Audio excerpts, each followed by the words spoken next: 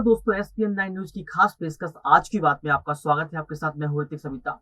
आपकी स्क्रीन पर ये सौरभ गांगुली जिन्हें बीसीसीआई अध्यक्ष पद का दूसरा कार्यकाल नहीं दिया गया, यानी कि उन्हें बीसीसीआई अध्यक्ष पद से हटा दिया गया है, ये कहकर कि सौरभ गांगुली के कार्यकाल में क्रिकेट जो है वो ढलान पर था। मतलब अब सौरभ गांगुली पर सरकार की गाज गिरी है। लेकिन फिर अमित शाह के बेटे जय शाह को क्यों बचाया जा रहा है?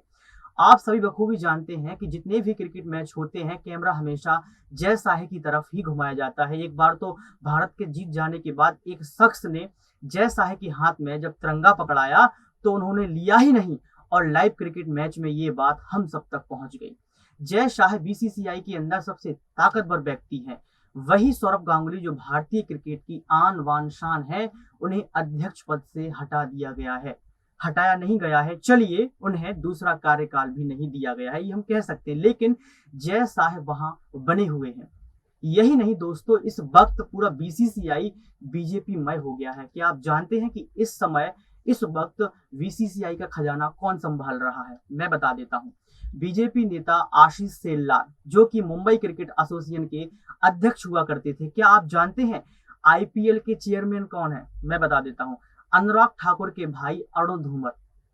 टीएमसी कांग्रेस ने इस पर करारा हमला बोला है। कांग्रेस का कहना है कि वो 6 मई 2022 को अमित शाह ने सौरभ गांगुली से मुलाकात की थी, और ये आखिरी मौका था जब अमित शाह ने गांगुली से बोला था कि आप बीजेपी में शामिल हो जाइए, और सौरभ गांगुली ने लगातार दूसरी बार मना कर दिया। इससे पहले जब पश्चिम बंगाल के चुनाव हो रहे थे, उस वक्त बीजेपी को ये उम्मीद थी कि सौरभ गांगुली बीजेपी की खुलेआम मदद करेंगे, यहाँ तक कि उनका चेहरा भी बनेंगे, लेकिन उन्होंने राजनीति में घुसने से इनकार कर दिया।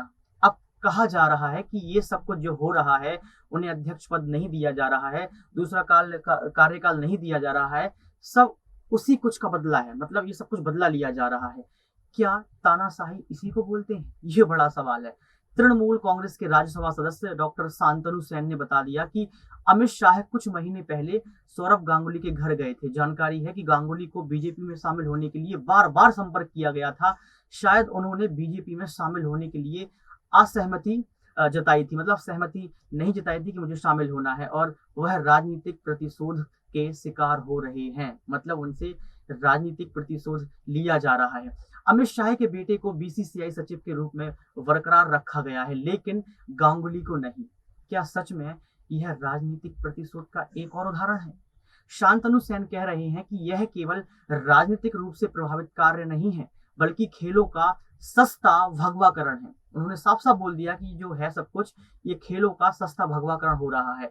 भाजपा ने अपने नेताओं के परिवार के सदस्यों के लिए सभी शीर्ष प्रबंधकीय पद आरक्षित किए हैं। ये सब कुछ वो कह रहे हैं शांतनु सेन, ये सब कुछ आरोप लगाए जा रहे हैं। दरअसल मैं आपको बताना चाहता हूं कि सौरभ गांगुली ये उम्मीद कर रहे थे कि उन्हें दूसरा कार्यकाल मिलेगा।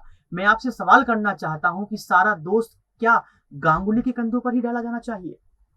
क्या जय शाह को कोई दोष नहीं है जब भारतीय क्रिकेट ढलान पर है?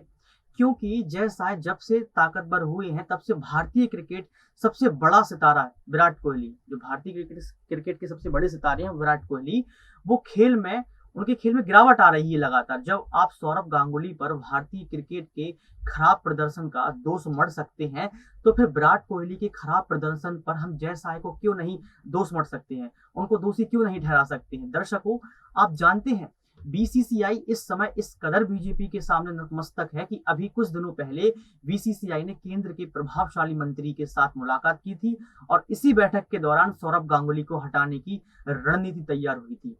सबसे दुख की बात यह है कि जहां जय शाह की कोई जवाबदेही नहीं है, वहीं बड़ी बड़ी रैलियों में पीएम मोदी सामने उभर कर आते हैं और कांग्रेस व अन्य पार्टियों के परिवारवाद पर हमला बोलते हैं, और कहते हैं कि हमने परिवारवाद को जड़ से खत्म कर दिया। बार बार कहते हैं कि हमने परिवारवाद को जड़ से खत्म कर दिया। बीजेपी का परिवारवाद इतना ज्यादा खतरनाक है कि वो भारतीय क्रिकेट की जड़ों को खोखला कर रहा है। अब सवाल ये है कि क्या सच में बीसीसीआई का संविधान बदल चुका है? क्या जय शाह से अच्छा कोई भी कैंडिडेट नहीं बचा है? अगर ये परिवारवाद का खेल नहीं है तो फिर क्या है? अब एक सवाल आप सभी से कि फिर ऐसा कौन सा चेहरा है जिसे बीसीसीआई का अध्यक्ष बनना चाहिए। दर्शकों, मैं आपको याद दिलाना चाहूंगा कि हाल ही के दिनों में बीजेपी स्थापना दिवस पर पीएम मोदी ने परिवारवाद के मुद्दे पर अपने हमले तेज किए थे।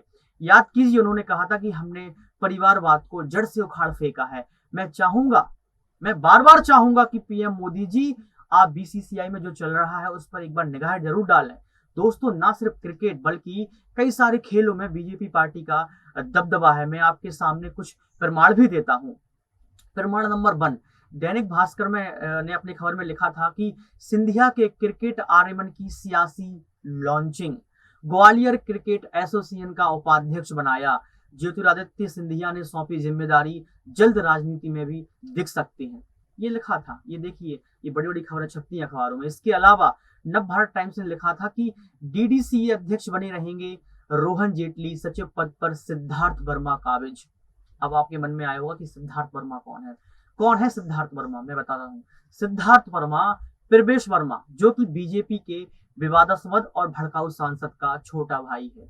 ये तमाम हकीकतें जिससे मोदी मुंह नहीं मोड़ सकते हैं, भाजपा पार्टी मुंह नहीं मोड़ सकती है। मगर दोस्तों, ये कहा जा सकता है कि इस वक्त भारतीय क्रिकेट संकट काल में है और उसकी वजह से ही क्रिकेट के इतिहास में आज तक कभी ऐसा नहीं हुआ है कि क्रिकेट इतने ढलान पर आया है, जब खुलेआम एक पॉलिटिकल पार्टी इस तरह से अपनी सियासत खेल रही हो।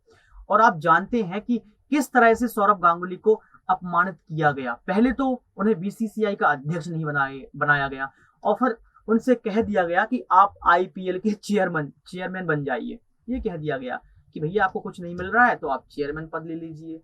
अब जाहिर सी बात है कि वो व्यक्ति जो क्रिकेटर रहा हो, वो चाहेगा कि सक्रिय क्रिकेट में उसकी जमीन हमेशा बनी रहे, हमेशा महत्वपूर्ण भूमिका निभाता रहे। वो चाहेगा, लेकिन उसके संग में क्या हो रहा है आपके सभी के सामने है। आप जानते हैं, इस मामले में एक शख्स पूरी तरह से मौन है। वो है कांग्रेस के नेता राजीव शुक्ला, जो कि बीसीसीआई के उपाध्यक्ष हैं। राजीव शुक्ला की एक बहुत खास बात है कि सत्ता किसी की भी बनी रहे, उनकी पांचों उंगलियां समान लगती हैं। मतलब वो कुछ कहते ही नहीं है। कहने को कांग्रेस के नेता है, कहने को उन्हें इस मुद्दे को उठाना चाहिए था, क्योंकि एक मजबूत विपक्ष का होना भी जरूरी है। क्या हिमाचल में होने वाले चुनाव को देखते हुए राजीव शुक्ला शांत हैं? ये अपने आप में एक बड़ा सवाल है। ये भी सवाल है कि क्या राजीव शुक्ला बीजेपी की मदद करना चाहते हैं? क्योंकि यदि विपक्ष शांत रहेगा तो लोकतंत्र मजबूत नहीं रहेगा। गोदी मीडिया और सारी एजेंसी जो हैं वो नेताओं में लगे रहते हैं, लेकिन सच्चे और गहरे मुद्दे पर कोई बात करना नहीं चाहता। इन मुद्दों पर कोई घुसना नहीं चाहता है।